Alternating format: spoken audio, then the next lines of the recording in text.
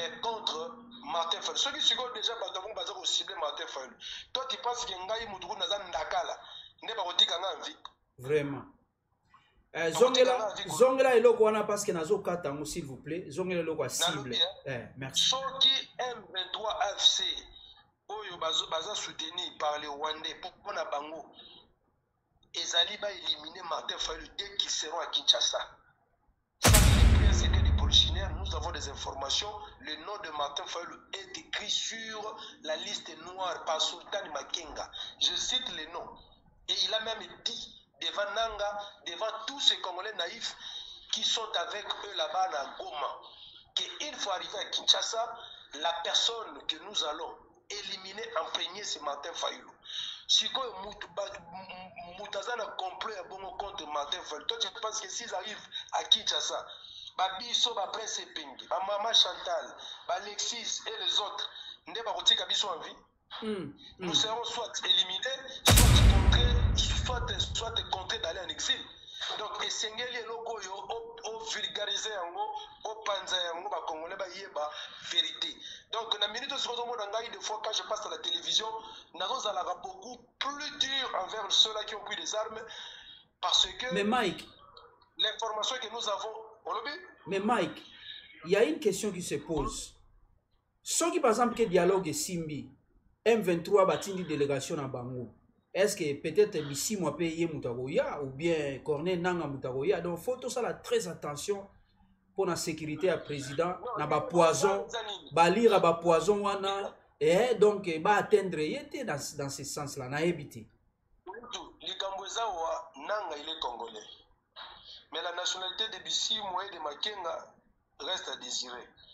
Mais Makenga on le sait tous que non c'est un sujet rwandais. C'est lui qui est actuellement avec tout ça. Mais Makambo na fait bisayo.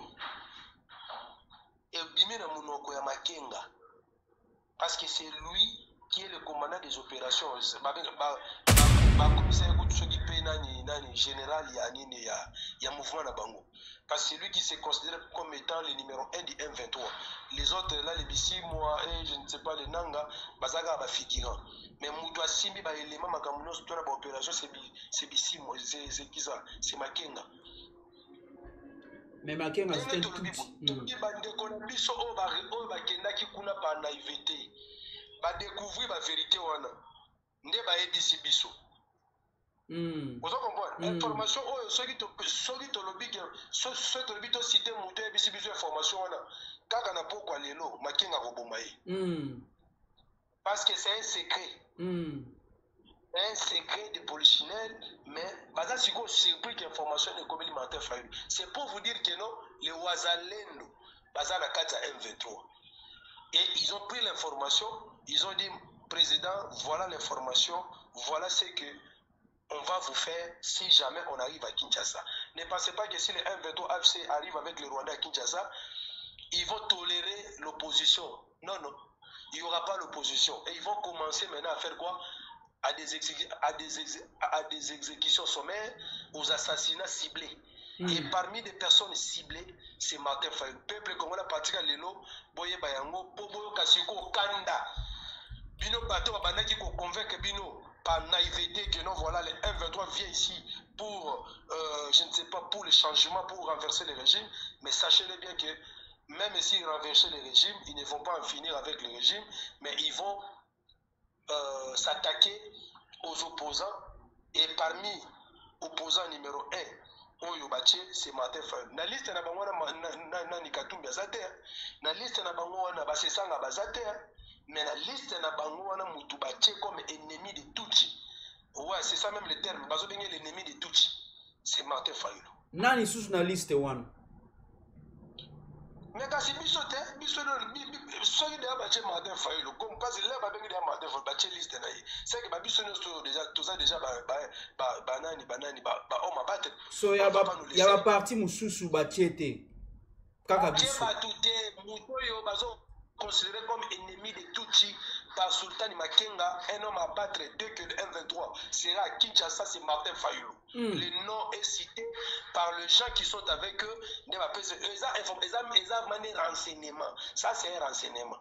que je vous donne. Alors, bravo na service à renseignement na biso. Tout à fait. Tout à fait. Donc, peuple congolais, si vous voyez que non, comme je suis là, moi, Mike, de commencer à applaudir tout ça, les gens qui tuent des Congolais dans les zones occupées là-bas, les M23 à l'AFC, je ne le ferai jamais. Pour moi, je considère les M23 comme étant ennemis de la République. Il y a un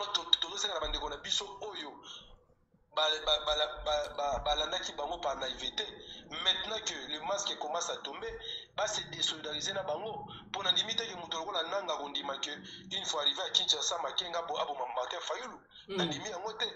Est-ce que nanga za au courant na yango te?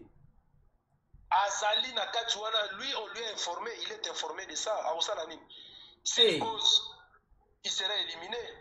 Mais ça c'est grave. S'il sera éliminé. Oui, c'est grave. Donc c'est pourquoi on vous dit qu'il faut faire très attention.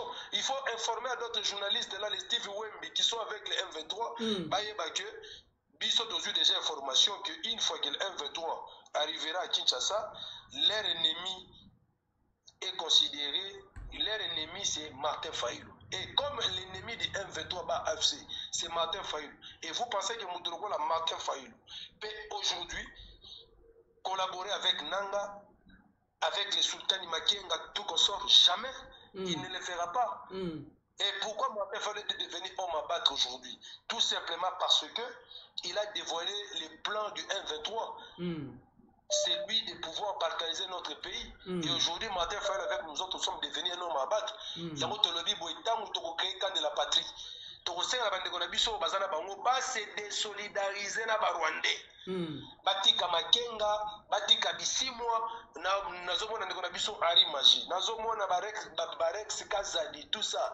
Bayebi ba dessous des cartes T. Mais nous sommes en train de vous livrer des informations au bino boyebite. Maintenant que vous l'avez su,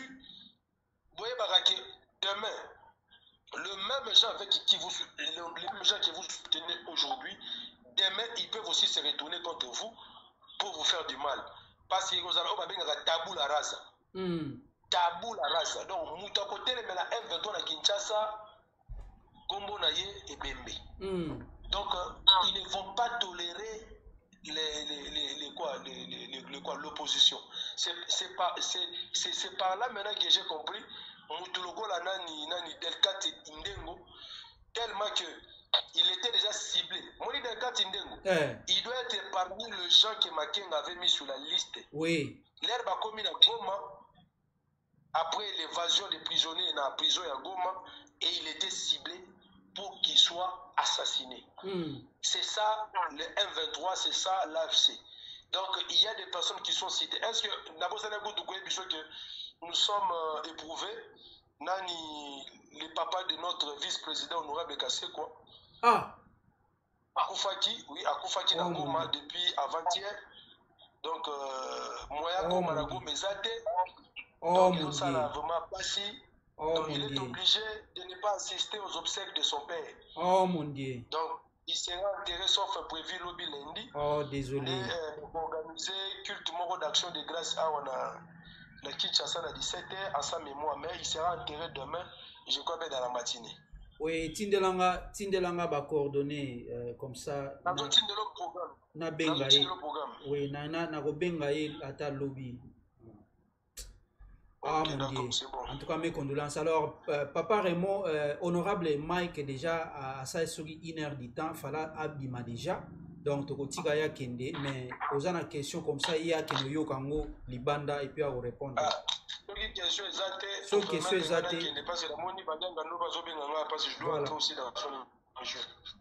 Oui, alors, honorable Raymond, vous avez une question pour Mike? Non, je pense que les choses sont dites vraiment de façon très claire. Donc, alors, Mike, merci beaucoup. Togo développé, merci. Quand de la patrie toujours. Betelangombela, quand de la patrie Mike, quand de la patrie, s'il vous plaît. Oui, quand de la patrie, en tout cas, d'abord, je tiens d'abord à vous remercier pour l'initiative, donc vous féliciter plutôt pour l'initiative qui a recréé le groupe Yaka de la patrie. Merci. Et puis, c'est un groupe pour une initiative à Rossala Mozayo. Quand le président avait lancé cette idée-là, Yaka de la patrie, tout le monde a décidé. Le groupe comme camp de la patrie. Il y a des gens, ils vont limiter et comme le initiative. Je l'ai dit dans cette émission, ils ont un côté, ils ont la Mouka, ils ont les Sidé, ils ont la diaspora, ils ont la Kinshasa, ils ont l'intérieur. À Salaki Group, comme au camp de la patrie, c'est Papa Ino qui a pris cette initiative. Et puis, logo, na Sali, Papa Ino, bravo. Tout va féliciter le logo. En tout cas, c'est fantastique. Nanzembo. Donc, logo, na Jean-Baptiste, il y a Papa Nabiso Jean-Baptiste, comme on dit, Mangaï. Jean-Baptiste Kabissa, je crois, à la France, entre France et Belgique, il est en train d'ailleurs de partager ces logos-là. En tout cas, ils ont là qui s'appelle même l'idée, il y a le logo de Bengi Camp de la patrie. Venez. Donc, en tout cas, bravo une fois de plus. Et puis, Nzembo Ezali. Nzembo Nango Ezali. On a lié là-bas. Naibite soki logo ngo ezali pour la kisabatu to kosenga na batu nyonso tout balingi ba région de camp de la patrie lien nango déjà ezali okoyika ko cliquer na lien wana okokota directement na nini na groupe na biso camp de la patrie. Camp de la patrie dengue na ngena loba awa. Camp de la patrie c'est un état d'esprit. Camp de la patrie en un mot c'est le camp du peuple. Pourquoi je dis c'est le camp du peuple? C'est parce que ce sont des Congolais et Congolaises oyo balingi mboka na bango pe oyo bazui décision ya ko défendre intégrité na souveraineté ya mboka na biso face à l'agression extérieure conformément à l'article 63 de la constitution na biso. C'est ça le cas de la patrie. Le cas de la patrie, ce n'est pas une plateforme politique, ce n'est pas un regroupement politique qui sera créé, mais c'est un état d'esprit. Bokotika na komona autorité morale à camp de la patrie. Bokotika na komona siège à camp de la patrie. Bokotika na komona te que les membres du président au camp de la patrie exact. Camp de la patrie c'est un état d'esprit, c'est le peuple. C'est ça virtuel. Camp de la patrie comme je dis, c'est un état d'esprit, non? C'est un état d'esprit, tout ça. Congolais, aligné Mokanaye, aligné à défendre Yango, conformément à l'article 63, ndé à quoi adhérer dans le camp de la patrie.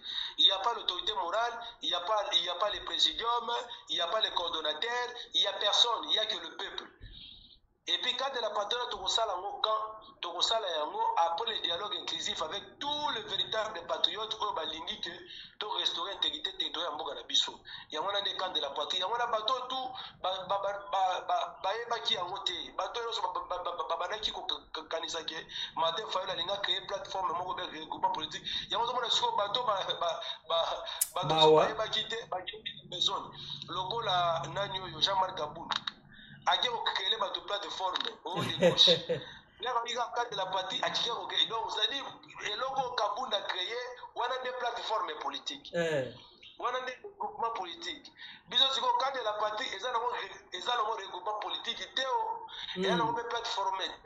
Ils ont un état d'esprit. Polio. Ils ont un Congolais, ils ont un Mboka. Essayez de biso sangana pour nous défendre Mboka na biso. Confère article 63. Donc, ils ont pris sa biso. Ils ont une obligation. Si vous êtes Congolais, il faut une obligation de défendre Mboka. Mais ceux qui sont Congolais, au lieu de défendre Mboka, le but est na région de nanga bateau baza ko agresser mboka yango na daza ko insister que to considérer le col ennemi de la République et ça nous a pire master nanga na yeba que to yaki sani moko ceux qui ont soutenu ba Rwandais tu seras traité comme ennemi de la République et nous sommes prêts de défendre même de défendre notre patrie jusqu'au sacrifice suprême jusqu'à ce que nous allons restaurer l'intégrité territoriale.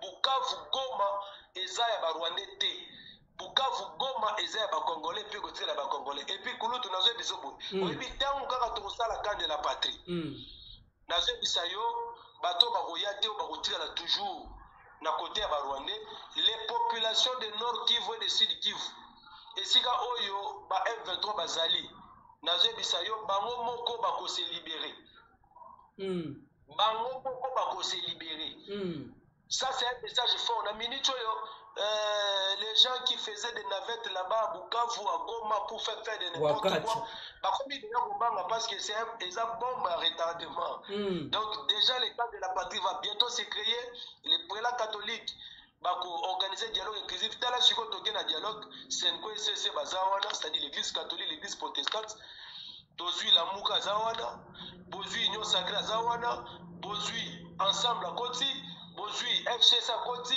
bozui ozui société civile na église siko tozali siko bloc camp de la patrie siko yo siko nani yo congolais nani parce que aussi mi baba minduki je veux soutenir les Rwandais et tu penses que face à ces blocs là les Rwandais vraiment arriveront à balkaniser ces pays. L'union fait la force. Oui, l'union fait la force et Bangi ça.